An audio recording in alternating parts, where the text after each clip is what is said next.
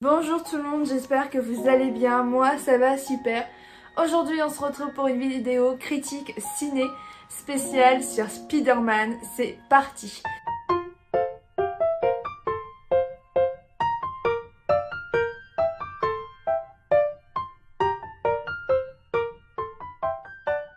Donc on va parler tout simplement du nouveau Spider-Man qui est sorti ce mercredi en salle dans tous les cinémas en France.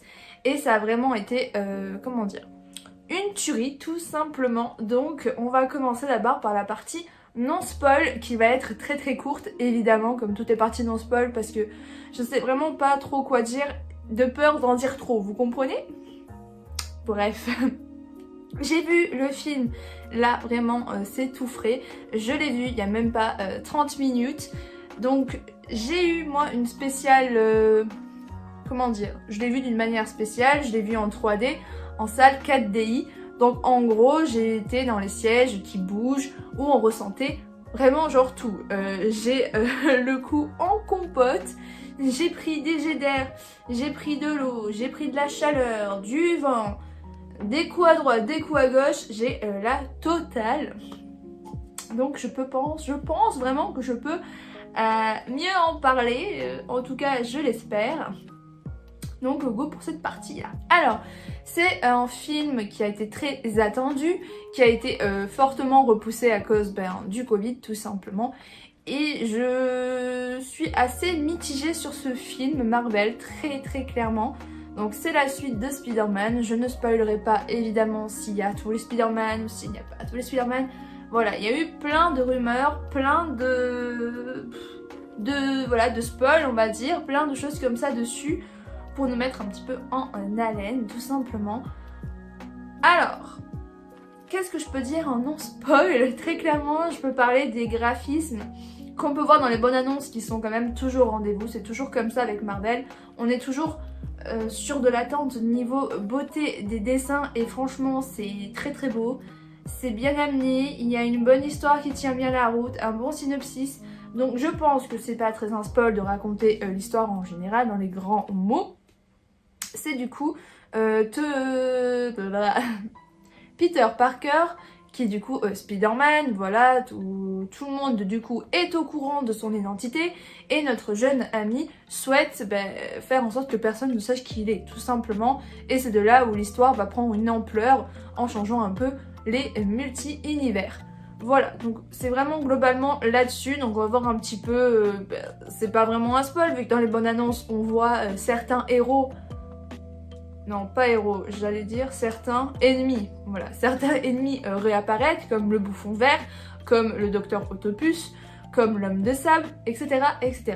Bref, donc on va voir un peu tous ces méchants qui vont se réunir et on va voir un peu comment Spider-Man arrive à les contenir et à les ramener dans leur univers respectif. Tout simplement, c'est l'histoire.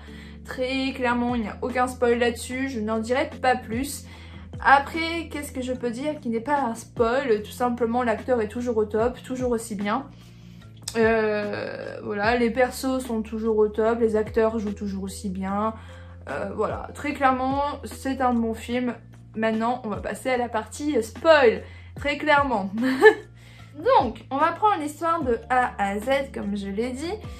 Le début, donc le début c'est basique, hein, Peter Parker ne supporte plus que tout le monde sache qui il est, très clairement, parce qu'il a toujours une équipe, genre des gens qui vont l'aimer comme des gens qui vont le détester, donc c'est compliqué pour lui d'être au lycée sachant que tout le monde sait que c'est Spider-Man, tout le monde veut se rapprocher de lui. Tout le monde, il y a des gens qui sont méchants comme gentils, comme je viens de le dire. On a toujours ce journaliste, ouais c'est ça, c'est un journaliste il me semble, qui va toujours raconter du caca sur notre ami Spider-Man. Donc tout ça. Et du coup, il commence à en avoir marre Spider-Man. Voilà, très clairement il en a marre que tout le monde sache qui il est, que tout le monde le juge, que tout le monde s'en prenne un peu aux personnes qui sont chères à ses yeux, comme son meilleur pote, Ed, il me semble, et à sa copine MJ, et surtout à sa tante May. Donc très clairement il est un peu perdu là-dessus et il ne supporte vraiment plus ce genre de situation. Et du coup il va voir qui? Il va voir tout simplement Doctor Strange. qui est surchargé, hein, très clairement, il a beaucoup de choses à faire vu qu'il a eu un petit problème technique de portail, bref, passons. Donc on le voit, Doctor Strange qui essaie de trouver une solution au problème de Peter Parker. Et évidemment, il a une solution, sinon il n'y aurait pas de film. La solution, c'est de faire en sorte un sort un peu d'amnésie, que personne, mais vraiment genre personne ne sache qui est Tony, j'en ai marre avec Tony, qui est Peter Parker, c'est pas Spider-Man, non, c'est juste une personne normale. Et le problème, c'est que notre jeune héros, on va dire ça comme ça, est un peu casse-pompon. Très clairement, il m'a saoulé. Il demande que son meilleur pote se souvienne de lui, que sa copine se souvienne de lui, que sa tante se souvienne de lui, que machin, nanana. Et c'est bon, à un moment donné, voilà. Donc en gros, il fait modifier le sort 6 fois, il me semble. Et du coup, le sort fait des petits bugs, on va dire. Hein. Très, très clairement, des petits bugs. Et ça va du coup faire revenir les anciens méchants des autres Spider-Man, tout simplement. En gros, les anciens Spider-Man, ils ont mis ça en mode ça vient de d'autres univers, donc qui proviennent du multi-univers. Voilà, dans les grandes lignes magnifiques du truc. Ok, sur ça, je suis d'accord, pas de problème, ça marche, ça va ensemble. On a du coup 2 méchants de chaque multi-univers, donc on en a 4 en tout. Ah non, ils sont 5. Ouais, 5. T'as 3 méchants des premiers Spider-Man, et tu en as 2 des autres. C'est ça, oui, ils sont 5, oui. J'en avais oublié. Donc on a Docteur Octopus, on a le Bouffon Vert, et on a l'Homme des Sables dans les premiers Spider-Man. Et ensuite, on a le Mec Électrique et l'Homme Lézard. Voilà. Donc on a ces 5 méchants qui reviennent de leur univers, et en fait, du coup, on se demande pourquoi ils sont là. Et chacun, en fait, a été tué par le Spider-Man de leur monde, et ils ne se souviennent pas, voilà, qu'ils ont été tués, tout simplement. Et le but de notre jeune Spider-Man du monde actuel, c'est de réussir tout simplement à les faire redevenir gentils, si on peut dire ça comme ça. En gros, leur enlever leur pouvoir pour qu'ils puissent être gentils. Résumons comme ça, c'est ça. En façon de parler, voilà. Donc, ils vont essayer un petit peu de... Donc voilà, les amis de Spider-Man du monde actuel vont essayer d'aider ces méchants. Et ça se finit très mal, évidemment. Du coup, on a une personne qui meurt, c'est la tante qui meurt, tout simplement. Avec sa phrase de « aide quelqu'un, tu aideras tout le monde, c'est tout beau rose », ça m'a vraiment un peu saoulée, je l'avoue. Ce moment, je n'ai pas été touchée. Personnellement, j'ai pas trouvé ça touchant de la voir mourir, parce que je trouve que dans le film, elle a un peu cherché. Elle a voulu aider des super vilains à redevenir gentils en leur donnant une deuxième chance. Sachant les méchants que c'était, tu peux te douter que voilà, tu vois. Mais bon... du coup, notre Peter, notre jeune Spider-Man, est un peu mal, hein, évidemment, c'est très compréhensible. Du coup, il va se cacher. Et on voit du coup la découverte des anciens Spider-Man.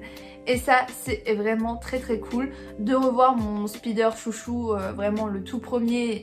C'est insane. Bon, tu vois qu'il a pris un petit coup de vieux, le pauvre, mais tu lui en veux pas, il est juste au top. On voit du coup le deuxième Spider, moi je ne suis pas très fan de l'acteur, mais ça voilà, c'est chacun son avis. Donc c'était assez stylé de voir comment ils se rencontrent, leur façon de faire. Ah, t'es Tony, t'es Peter Parker, je suis Peter Parker, moi aussi je suis Peter Parker.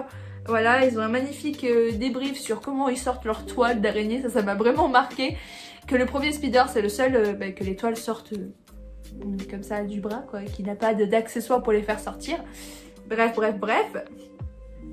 Donc voilà, c'est assez marrant, c'est bien amené, c'est bien travaillé sur ce sujet-là de faire la rencontre entre les 3 Spider-Man. C'est vraiment ce que les fans ont voulu, voilà, c'est très clairement ce qu'on voulait voir, les anciens Spider ensemble. Donc du coup, ils vont créer des antidotes pour chaque super vilain. Et on va les voir lors du grand affrontement final tous ensemble. Et ça c'est stylé vraiment de voir 3 speeders. Alors à un moment je te jure je me perdais, j'étais là, attends c'est lequel lui? Et lui c'est lequel? Surtout que eux ils s'appelaient Peter 1, Peter 2, Peter 3. Sachant que le 2, le 3 ils se chamaillaient à chaque fois sur non mais c'est toi le 2, non mais c'est moi le 2, mais non. Du coup c'est assez marrant, on se perd tous. Du coup ils arrivent à soigner tous les méchants. Et ça finit sur une fin très intéressante de tout le monde oublie l'identité de Peter Parker qui est Spider-Man. Les méchants retournent dans leur monde, les autres speeders retournent dans leur monde, et puis voilà, c'est la fin. Faut savoir que cette fin, moi je suis vraiment entre le cul entre deux chaises, on va dire. En gros, je trouve ça bien que tout soit se finisse bien, que les méchants sont devenus gentils et qu'ils revont dans leur monde. Voilà, tout ça c'est très beau, mais que personne ne se souvienne de qui est Peter Parker, c'est compliqué. Dans le sens où je trouve que la relation qu'il avait avec MJ, c'est dommage qu'elle se termine, même avec son meilleur ami. Parce que après du coup, on voit son meilleur ami et sa petite copine, son ex-copine du coup, triste. Ils se souviennent absolument pas de qui il est, hein. J'aime bien la scène où t'as Peter, il est là, je m'appelle Peter Parker, un café s'il vous plaît. Et elle est là, oui, Peter Parker. Mais on voit vraiment qu'il y a vraiment ce jeu de regard qui est entre eux. En plus de ça, j'ai vu qu'ils étaient vraiment en couple, donc c'est vraiment super top. Franchement, je surkiffe ce couple-là. Donc voilà l'ensemble de l'histoire. Donc maintenant, moi, qu'est-ce que j'en ai pensé? Mon avis. J'adore bien, comme je l'ai dit, j'adore les acteurs, j'adore les scènes. Franchement, les scènes d'action étaient juste magnifiques, trop bien. Mais voilà, je trouve, et je suis un peu déçue de notre acteur Tom Holland. Je suis vraiment un peu déçue de son jeu. Je trouve que son jeu d'acteur a été moins bon que d'habitude. Après, c'est mon ressenti. Très clairement, je trouve qu'il y a des scènes, des moments où il aurait pu être... voilà, faire autrement. Après aussi, il y a des scènes, la scène de la mort de la tante, j'ai trouvé ça ridicule dans le sens où voilà quoi, elle est morte, mais c'est même pas la faute de lui en fait, c'est la faute de elle, c'est elle qui a fait chier son monde en quelque sorte pour essayer de sauver les méchants. Je comprends cet acte-là, mais voilà, et lui il s'en veut alors qu'en soi, ben... c'est pas vraiment sa faute. Bref, il y a plein de petits trucs qui m'ont gênée. Mais sinon, voilà, c'est quand même un très bon Marvel. Après, pour moi, il ne surpasse pas Shang-Chi. Je suis désolée, grand, ceux qui n'aiment pas Shang-Chi, la légende des 10 anneaux. Mais pour moi, ça ne le surpasse pas. Je trouve que ce Marvel était très bien. Il était bien amené. C'est un bon Spider-Man. Mais je suis toujours autant fan des premiers. Hein. Très clairement, j'ai grandi dans les premiers Spider-Man. Donc pour moi, les premiers Spider-Man seront toujours les meilleurs. Après, voilà. Très clairement, c'est vraiment un très bon Marvel, un très bon film. Et maintenant, je vais vous parler vite fait des deux post-Reddit, scène-Reddit, je ne sais plus comment on appelle ça, de la fin. Donc la première, c'est apparemment avec Venom. Sachant que je n'ai jamais vu Venom, en fait, je savais pas qui c'était. Jusqu'au moment où je me suis dit, tiens, il a une deuxième personnalité, il lâche un truc noir. Ouais, c'est Venom, oui. À côté de moi, on m'a bien confirmé que c'était Venom, donc pas de soucis là-dessus. C'est assez... voilà... C'était sûr de toute façon qu'à un moment donné, Venom serait contre Spider-Man, parce que Venom, c'est très clairement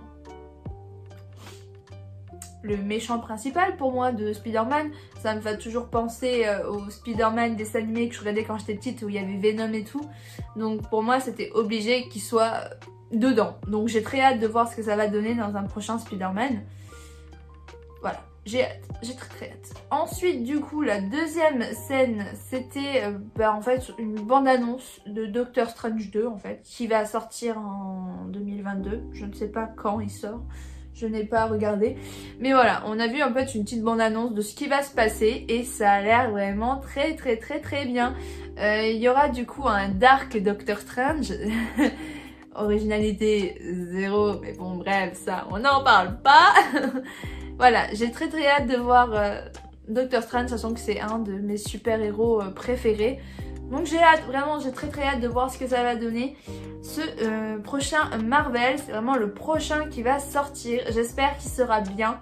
J'espère qu'il nous promettra vraiment de bonnes choses. Et sur ce, moi je vous laisse, j'ai tout dit. Oui, je vais mettre une note sur 10 pour ce film. Je mettrai la note de 8 sur 10 quand même parce que en l'ensemble, j'ai apprécié, j'ai kiffé. J'ai eu toutes les sensations possibles que vous ne pouvez imaginer. Donc je vous laisse. Et je vous dis, regardez Spider-Man et dites-moi ce que vous en pensez en commentaire. Allez, ciao!